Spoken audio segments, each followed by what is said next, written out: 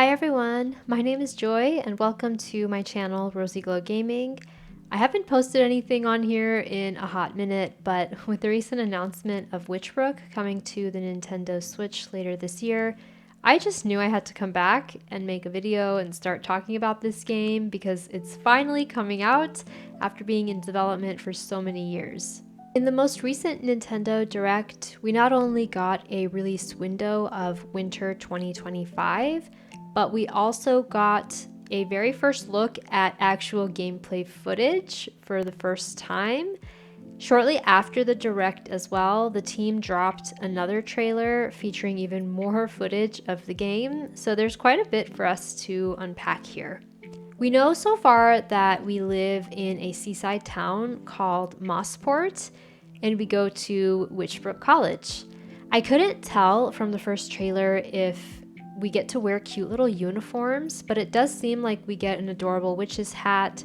The team has stated that there is the ability to customize our character with different clothing options and hairstyles, so I'm excited to see what all the different choices will be and how much we get to make our characters look the way that we want them to.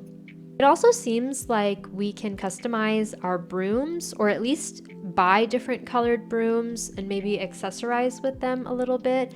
I really love the idea of personalizing the broom and things that have to do with our character even more to ourselves. So I'm looking forward to what those options will be like and how we might be able to change them up in the future. From the trailer, we can also see that there's different types of classes, including one where we can cast spells and another that involves a cauldron.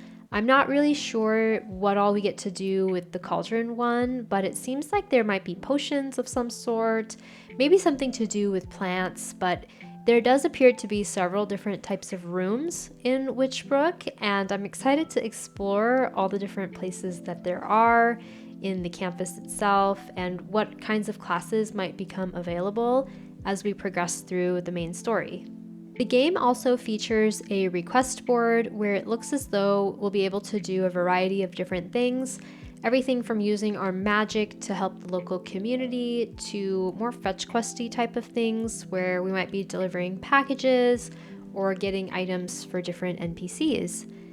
It seems like we'll be able to actually help repair stuff around the community, like here where we are fixing a watering fountain, and here where we're kind of cleaning up spilled fruit or something of the sort. So I think we'll be able to get different types of abilities and learn different spells that we'll be able to use to help support Mossport and the different characters that live there.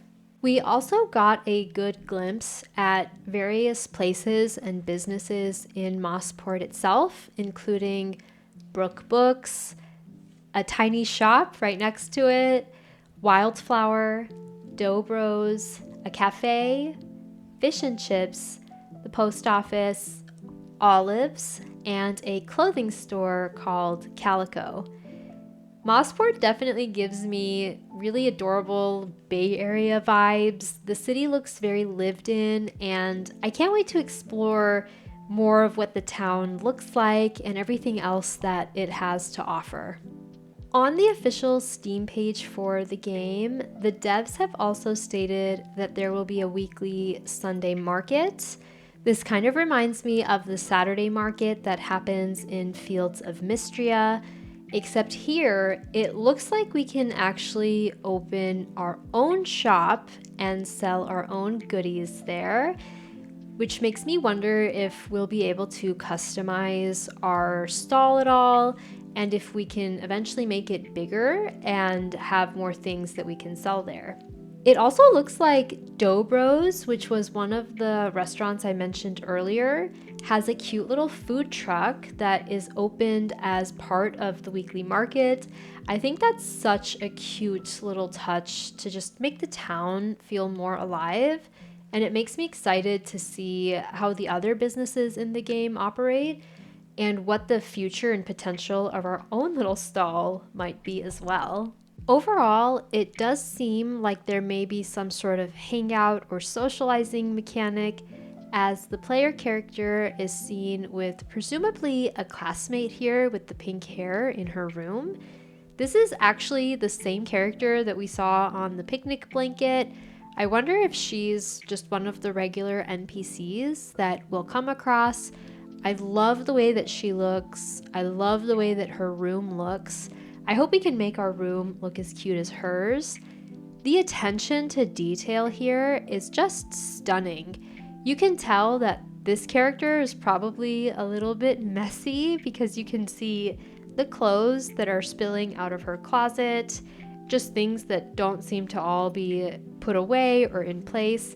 But I love the clutter. I hope we can do some kind of cluttering like that in our own home and stack things with furniture in the way that she does in her room. Now, they didn't specifically say in the Nintendo Direct trailer if we'll have the ability to own pets of any kind, but in the trailer that was dropped after the Nintendo Direct ended, there was a clip of what seems to be a baby dragon of sorts or something like that hatching from an egg in an apartment building. This makes me wonder if we'll have a compendium where we can collect different types of creatures, or more importantly, if we can maybe breed them and raise little baby animals in our own cottage. The trailer also featured decorating, and it does seem like we can place things on top of surfaces to sort of give a cute and cluttered look.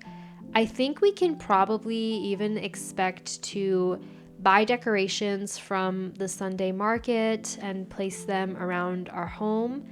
What I don't know is the extent to which we can customize, like if the kitchen counters or various things in the player house will be static and not movable, kind of like the kitchens that are in most of the Story of Seasons games that we can't necessarily move, or like in Stardew where we can't totally move the kitchen around but have a lot of freedom in other rooms. I don't really know, but I love decorating, and I always hope that we can sort of have a lot of agency and freedom to place and move different types of furniture wherever we please. So I'm hopeful for what this game will have and the freedom that we'll get with the decoration mode. We also know that there's 4-player co-op in the game, and it appears that we'll be able to share the world with each other. It's not known yet if we have to start a world with each other, kind of like in Fae Farm, where you need to create a shared world and a host has to be there to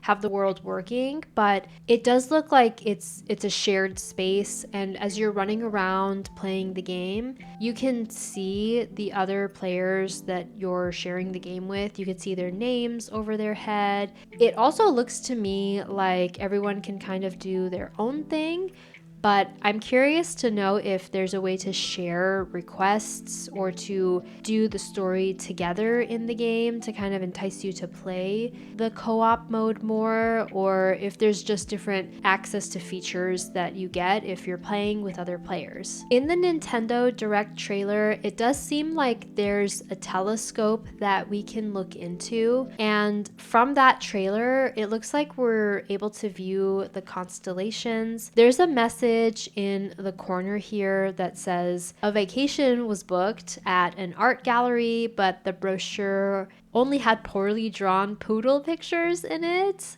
with the writer of the message wondering if they were scammed or not. I have no idea what this means, or if we're solving some kind of a puzzle for another character using the stars. Regardless, it does appear that we can study them, and we can also actually see a mana bar up in the upper right corner. I'm very curious to see how they all connect with each other in various ways, and if they'll be tied to main story events or to NPC quests, if there's like friendship quests or romance quests that will be a part of this. I can't wait to see and find out more of what this will be like. And there you have it. That's everything that we know about Witchbrook so far. It's clear that this game has been a labor of love for the development team. I can't wait to get my hands on it and see and discover everything that it has to offer. If you haven't already and you're able to, be sure to wishlist the game on Steam to continue supporting the dev team. And on your way out, make sure to show some love to the like button and subscribe to the channel with your notifications on. I do plan on covering more news about Witchbrook as it becomes available to us. And more importantly, we are going to cover the game here on the channel when it is released later this year. I appreciate you and I can't wait to see you back. Bye!